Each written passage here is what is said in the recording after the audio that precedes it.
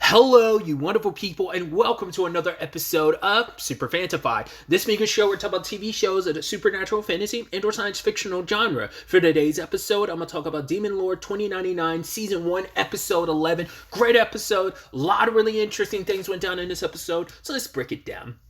I love how they handled that whole situation with Hizuki this episode. Like, how, like, right, there's like that room with people in it, but it's like it's white and she's walking and you're seeing like parts of her life, and it's like there's the big screen that shows you some of the scenes, but then it's just like people beside her and them kind of like sliding or being taken away. I just love that was kind of represent. I thought that was kind of a neat like motif on how to like represent all that.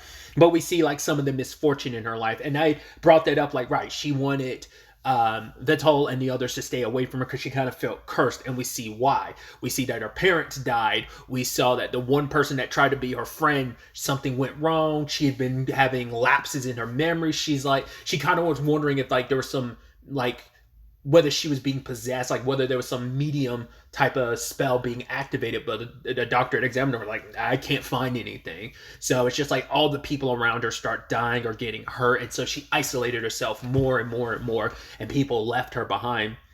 I mean, we find out like the last two people she could handle were like were there with like her maid and butler, and they left. And I don't know if it's because like maybe someone tried to convince them to go after her and hurt her, because I'm jumping ahead a little bit, but we know like anytime anyone around her got hurt, it was usually in self-defense, but at the time she didn't think about it. But once again, she thought of it like, oh, all the people around me either leave or get hurt or die, and it's my fault. She looks at herself as a cursed child, and because she was called that as when she was a kid, like her family was ridiculed for that, because as we know, she's kind of a half breed situation going on, because they talked about it, but as obviously you can see with her dad's not an elf. It seems like he's just a regular like human mortal versus like them being elves.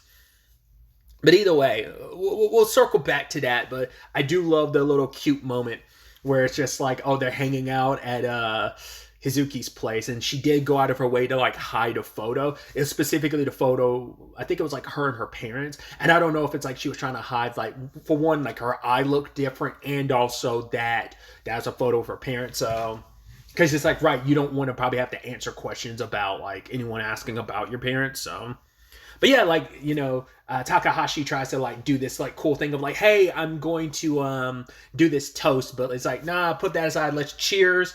And they end up playing games together. It's like, oh, let's play a fighting game. And I love Vettel challenging her and be like, oh, I get it, you're just too scared to take me on. And Hizuki's like, huh? And she ends up like severely crushing him. It seems like the only one that gave her pretty good competition is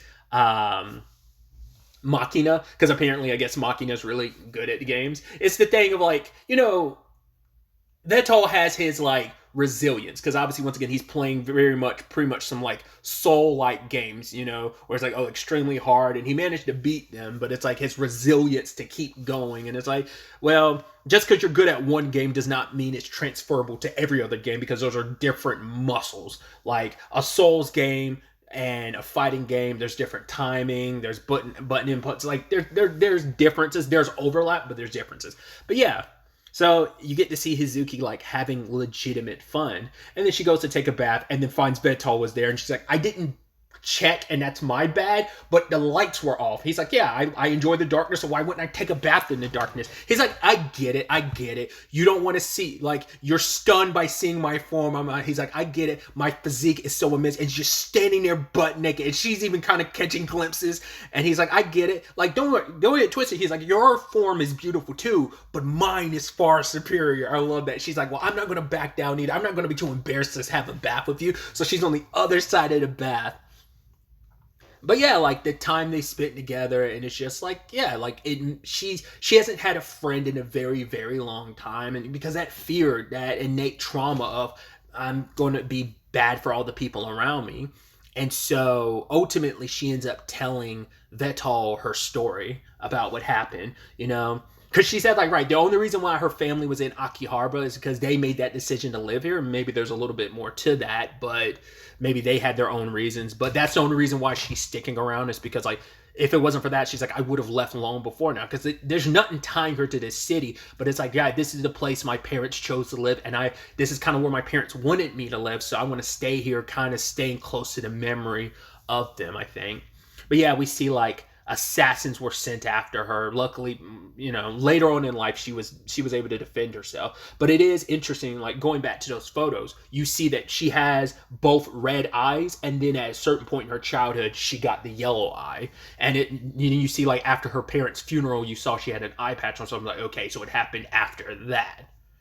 But yeah, like, her parents and her were attacked, kind of a very much like Bruce Wayne type of situation, Batman. But in this case, she also got hurt, but her mom's the one that died. Like, her dad died initially, and her mom eventually succumbed to her wounds. But it wasn't just that. There was also, like, the doctor that, like, performed the surgery on her and everything, took care of her and made sure she was okay. He ends up dead. Then there's just, once again, just a long list of people leaving her. And for her, it's like, right, hanging out with Vital and them has made her happy. Because Vital's like, oh, here you are. Like, it must have taken a lot to open up and tell me that. But she talks about, like, never being happy. You know? Kind of like believing that she never could be or never should be. Because she almost feels like she doesn't deserve to be happy with everything that's kind of going on in her life. So, but, you know, just as they were leaving the bath, I'm surprised a Machina situation didn't come up. I was kind of halfway expecting, like, a Machina to be like, oh, you're bathing with Vital. I was like, she probably feels okay with, like, right, as long as you understand how amazing and awesome Lord Vital is, then I'm fine with you seeing, like, his amazing figure. But people should look at it as a true honor to be able to see his physique. Like, you know, Machina is Vital's, like, #1 fan. But either way, we had this mysterious person show up called, like, they call themselves the Faceless. I wonder if that's who we're dealing with in the later parts of the episode. That was kind of like their introduction. Maybe that's also why they call it the Faceless, because they shift so many bodies. First Faceless I think about is Weissman, the third Anguis of Ouroboros in the Trail series. But either way, nonetheless, apparently they're from, like, was it the New Church of the World or something like that? And it's like, oh, we want you to leave this city. In fact, if you do, we'll give you whatever it is that you want in the treasury. Just leave this city. It's a fact, like, we know how powerful you are. We recognize you as a threat because you defeated Marcus, which before Marcus died, he did go on this whole thing about, like, right, you don't know what's really out there. So it seems like he was part of a larger organization that I guess he was allowed to do his own thing, but maybe, like, they were for whatever Marcus was doing in Shinjuku, like, maybe that was just him being able to have the free reign to do whatever he wants to, a la an Ouroboros organization situation. Once again, they allow particular enforcers. I don't know as much the Anguises, but the enforcers kind of have a lot more free reign to do whatever they want to. So I was wondering if Marcus is in that boat, or whether everything he was doing in Shinjuku was directly connected to what this church, or like this new church, wanted him to do. So, but either way, they but yeah, like, looking at the emblem on them, Hizuku is remembering this person is connected to the people that came after her family. And so that trauma is coming back, and it's like, wow, we're all in danger. Because whoever it is making moves. It's like, oh yeah, things are about to change in Akihabara. So we have so much happening at once. We have Trait going to see Cornea and then immediately slicing his decapitating him and taking the crown. I was like, wow, okay, you're just doing that out in the open. I guess, like, you're not worried about those. Like, the moment she was left in a room alone, was like, well, I know we can't trust her. The last episode gave me some, like, I don't know if we can really trust her vibes. But then we find out Mag is dead. I was like, Jesus, people are dropping dead left and right, which is just fueling more fire in Hizuku being like, oh my God, everyone around me is dying. So she goes to meet with Trait because people are like, oh, Trait she's the killer. Like, she's wanted. And everyone's like, whoa, is our teacher actually dead? That can't be. There was an explosion. Her body was, there's no way, right? It's like, oh, Trait was the #1 suspect. Our principal can't be the killer, right? So she wants to meet with Hazuki alone, and it's like, oh, that's not good. But I was like, is it not going to end up being Trait or something? Like, what's going on? And it turns out it's not. So now I'm thinking I know where the switch happened. I think it was when the group met with Trait last episode, and then remember when Takahashi was like, oh, Principal Trait, and she didn't say anything. I think by that point, she'd already been switched. So Trait was never a bad person, because we saw the flashback where Cornea and her were like going to do everything they could to look after Hazuki, because they're like, right, it's unfair what happened to her. Like, you know, even Cornea is like, if I knew who was responsible, I'd kill them myself. You know, both of them had the best of intention. The last two people in this world who really cared about her like that are gone, and that's sad, you know? Because we find out later on, the person that's in Trait's body, it's not a shapeshifter. They basically hijacked her body. It's like, oh, I took my unit out and I put it in her body. It's like, well, where's Trait at? It's like, well, she might be blown to bits. So I guess she put her in, either left her unit inside the same building where Mag's body was. But that's who I'm saying. I think she's Faceless, the person that Hazuki and Vetal met. Maybe it's a completely different person, but it fits like her whole thing, like switching units and being in other people's bodies. It feels very perfect that go associate that with the name Faceless, you know? But I mean, I hope on everything that Trait is still alive, that her unit is out there somewhere and they can eventually put her back in her right body. But it might be a thing of, no, she's dead. So once again, the last two remaining people outside of Vetol and his crew who care about Hazuki, because that was something Hazuki had asked too. I'd forgotten part of that conversation of, like, did you get close to me just because I'm from the Reynard family? But he was like, no, I just followed my heart. I did, like, you know, Albert gonna ruin my udon, and I just did what I felt like doing. And it seems like that's kind of how Vetol rolls. But either way, going back to it, it's like, that's also 2 of the 3 great houses are gone now too. So I'm like, what the hell does that mean in Akihabara and everything? I guess it's like leaves this giant power vacuum going forward, because the whole point is about when it was like the beef that's going to be rising between Akihabara and like Electra Town specifically. We also find out that Mag is the one that was in fact the one who specifically came after her 10 years ago. And it's like, well, I know the best way to go after Cornea would be like, oh, like one of the other members of the 3 houses, like, you know, hanging around him, and he'd let down his guard, and lo and behold, all I had to do was take Trait's spot. The only reason why she got found out is because Hazuki's like, no, you're not Trait, because she would normally call me Hazuki-chan when we're by ourselves. And she's like, oh, I messed that up. I thought I figured her all out. But it's like, yeah, she's the one that sent assassins. The girl that became her friend for a little bit, being like, oh yeah, I only want a few friends, got hurt and then transferred. Turns out she was an assassin, so she was secretly, once again, being protected that time. So it's like, man. And you put a lot, and she still blames herself, because it's like, everything that's happened in my life is kind of on me for surviving afterwards. And now, like, even more people I care about are dying. Like, my parents' situation was like their own, but it's also on me because I'm the sole survivor. But also, like, everything else, every other tragedy subsequently, I've kind of taken upon myself, along with what happened to my family, because Survivors Guild and stuff like that. But just feeling, especially because she was already referred to as a cursed child even before her parents died, so I'm sure a lot of that just fueled more, like, insecurity and self-hatred.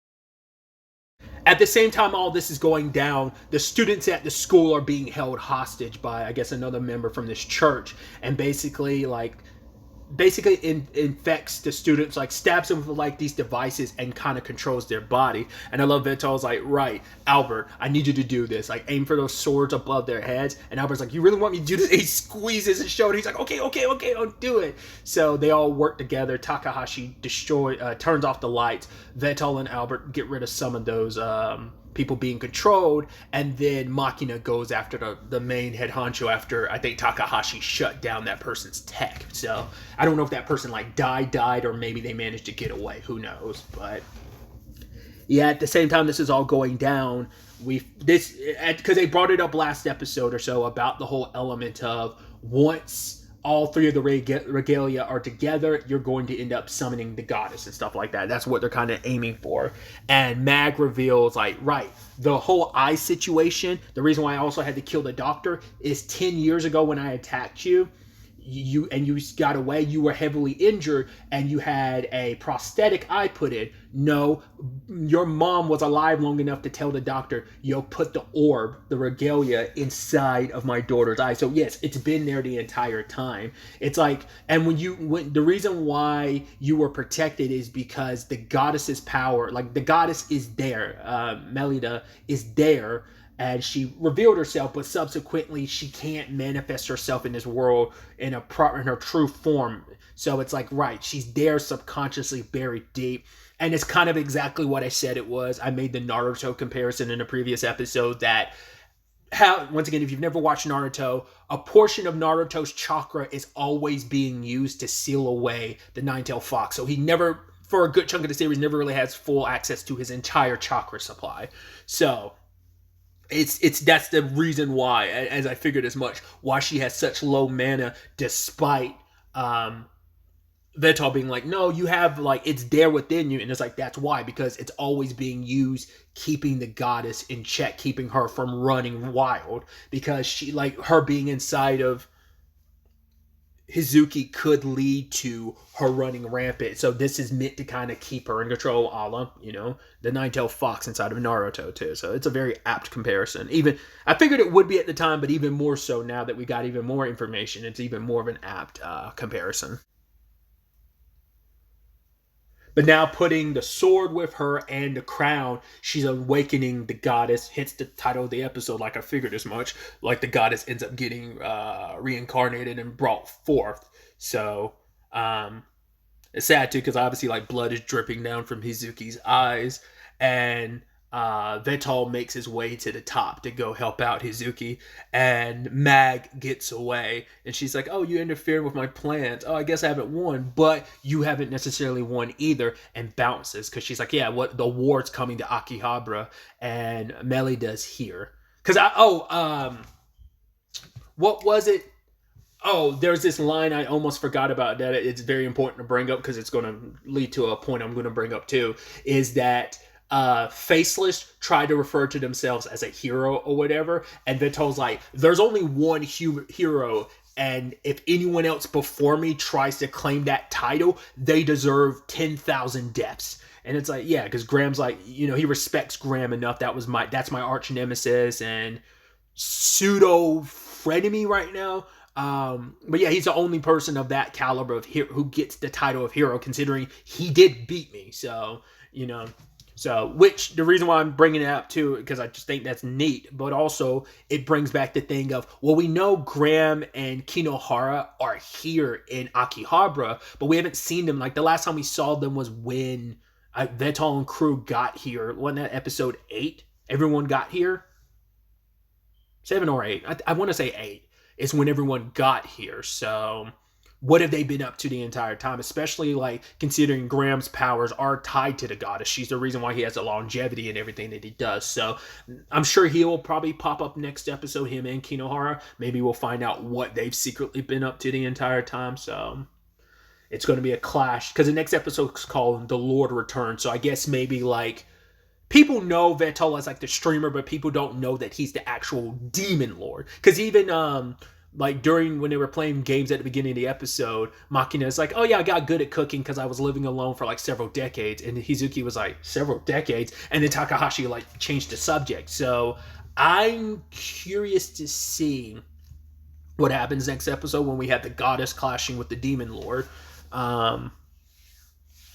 I'm curious also to see in the long run, will like Hazuki join with them? Because like there will be little reason to stay behind in the city afterwards. But maybe as the final living member of the Great House, she might feel a need to. I mean, there's always a sad possibility Hazuki dies at the end of this, but I hope not. But there's always a possibility. But I'd like to believe she's going to come out of this okay. I'd like it if she joined like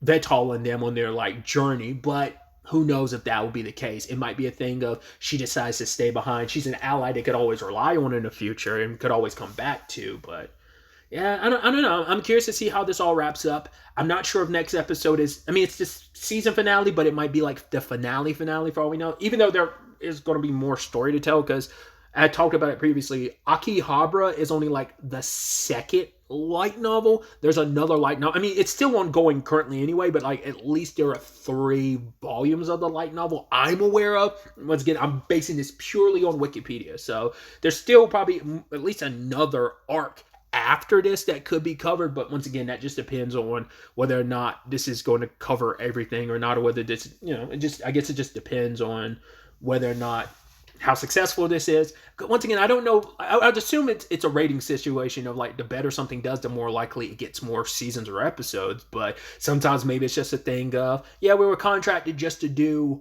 one adaptation and up to this point and was never contracted to do more. Once again, I don't know if the ins and outs of like anime adaptations and stuff like that, of like how much leeway you get and like how much room you're allowed to like adapt something. That's a conversation for the next episode, but I'm excited to see what ends up happening, how this all plays out, what the end result of this will be, because I mean, we've already got set up our next new antagonist, and like I said, this new church and whatever goal they have in the long run. And also I'm assuming we're going to end with Vetal getting the records like he wanted to in the first place. Also makes you wonder what else is inside that vault of note. But, the records are like the main thing that they're after. So we will see how it all turns out next episode. But really, that's all I wanted to talk about. Till the next time we meet, be happy, be safe, live life to the fullest, and enjoy it. Good day and goodbye.